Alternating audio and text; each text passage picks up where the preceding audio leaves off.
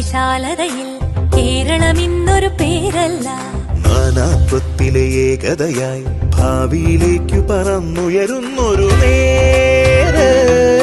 വളർന്നു പടർന്നു പറന്ന നന്മ വിതച്ചു കതിർത്തു കൊയ്യും ഭാവോജ്വല ജ്ഞാനോദയമാളും തീരം.